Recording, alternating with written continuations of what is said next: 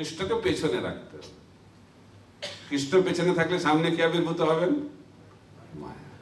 খুব সুন্দর মায়া। আর কৃষ্ণ যদি সামনে এসে যায় তাহলে কি হবে? মায়া পেছনে চলে যাবে। কোনটা ভালো? কিন্তু আমাদের কৃষ্ণ সামনে ভালো লাগে না। কি সামনে ভালো লাগে? মায়া। তাই সাধু সঙ্গ করলে মায়াকে আর সামনে ভালো লাগবে না। কাকে ভালো লাগবে? কৃষ্ণ। সেই কারণে বলা হচ্ছে কৃষ্ণ সূর্য সম, মায়া হয় অন্ধকার, যাহা কৃষ্ণ তাহা নাই মায়ারও অধিকার।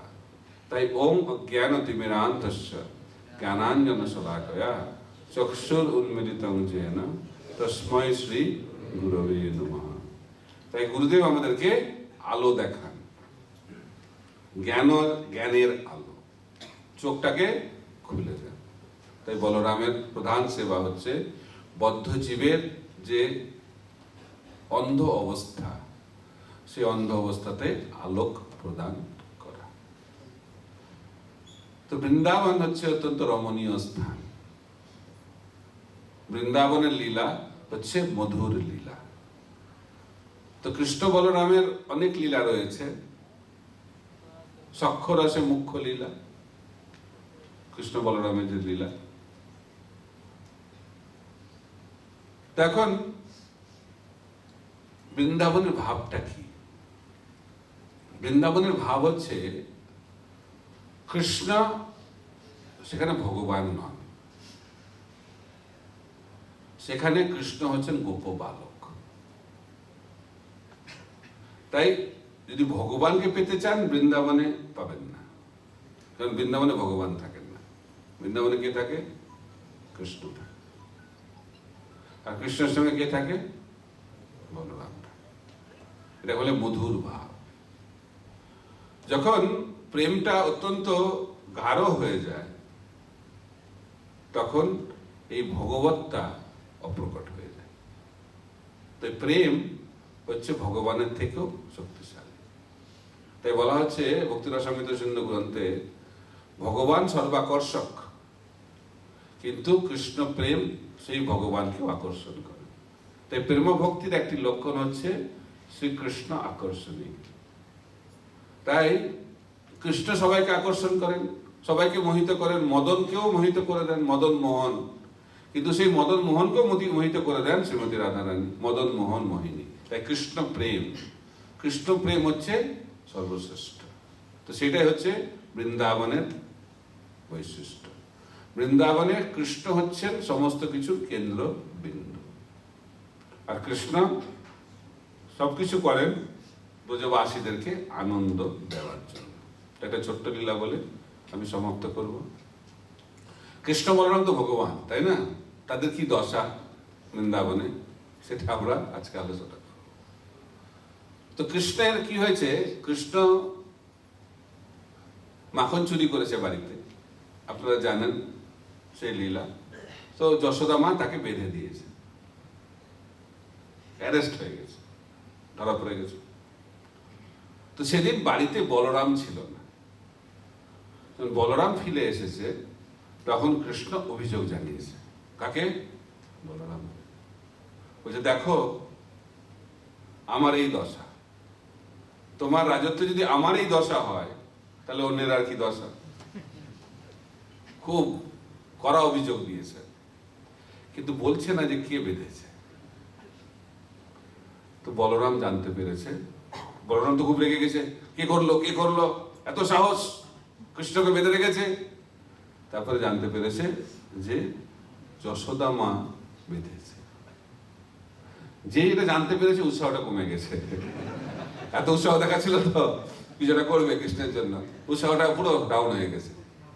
কিন্তু তাও কৃষ্ণকে অনুপ্রাণিত করার জন্য দেখাচ্ছে। যশোদা মাকে বলছে আপনি জানেন কৃষ্ণ কে?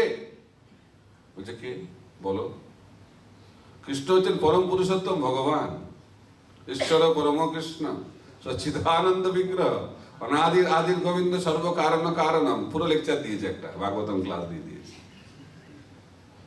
তো যশোদা মা শোনার পরে বলছে ও কৃষ্ণ ভগবান, খুব ভালো। তুমি কে? বলছে আমিও ভগবান। আমি অনন্ত শেষ, আমি সংকর্ষণ, আমি এটা, আমি ওটা, পুরো একটা লিস্ট দিয়ে দিয়েছি। বলছে আচ্ছা, কৃষ্ণ ভগবান, তুমিও ভগবান, তো যত ভগবান আছে সবাই আমার বাড়িতে জন্মগ্রহণ করতে হবে।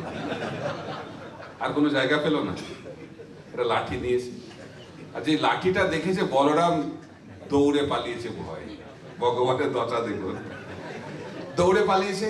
দিয়ে কৃষ্ণকে বলছে, কতবার তোমাকে আমি বলেছি যা কিছু করবে এই বাড়ির বাইরে করো, আমি ঠিক ম্যানেজ করে নেব, এই বাড়ির মধ্যে করলে আমি কিছু করতে পারবো না।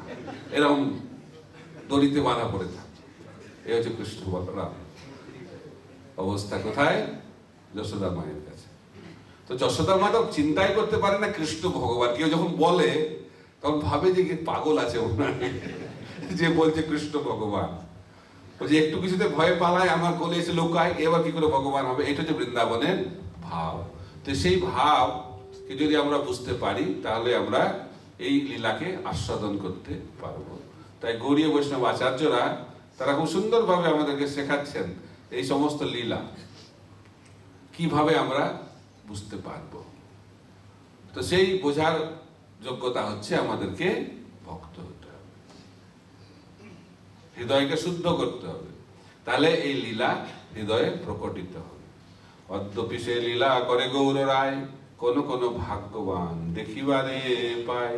যারা মহান ভাগ্য সমন্বিত, যারা মহান ব্যক্তি, যারা এই ভাগ্য সৌভাগ্য লাভ করেছেন, তারা এই অপ্রকট যে লীলা এখন যেটা দেখা যাচ্ছে না সেটা দর্শন করতে পারবেন। কারণ এই লীলা হচ্ছে নিত্য লীলা। তাই আমরা বলরামের কাছে প্রার্থনা করব যাতে করে কৃষ্ণের যে লীলা আমাদের হৃদয়ে প্রকটিত হয়, এবং সেটি সম্ভব একমাত্র বলরামের কৃপাতে। তো সেই বলরামই নিত্যানন্দ প্রভু রূপে আবির্ভূত হয়েছেন কলিযুগে। ব্রজন্য নন্দন যেই শচীসূত হইল সেই, বলরাম হইল নিতাই। নিত্যানন্দ প্রভু করুণার সাগর। বলরামও তো করুণা করেন, কিন্তু বলরাম রেগে টেগেও যান, কিন্তু নিত্যানন্দ প্রভু রাগেন না। অক্রোধ পরমানন্দ নিত্যানন্দ রায়, অভিমান শূন্য নিতাই নগরে বেড়ায়। নগরে বেরিয়ে বেরিয়ে কি করছে? কৃষ্ণকে প্রদান করছে। নিতাইয়ের করুণা হবে, ব্রজে রাধা কৃষ্ণ পাবে। তাই আমাদেরকে নিত্যানন্দ প্রভু বলরামের আশীর্বাদ গ্রহণ করতে হবে, তাহলেই আমরা রাধা শ্যাম সুন্দর তার সেবা অধিকার লাভ করতে পারব। হরে কৃষ্ণ কৃষ্ণ কৃষ্ণ হরে হরে, হরে রাম রাম রাম হরে হরে। जय श्री श्रीमद भक्ति परिव्राजक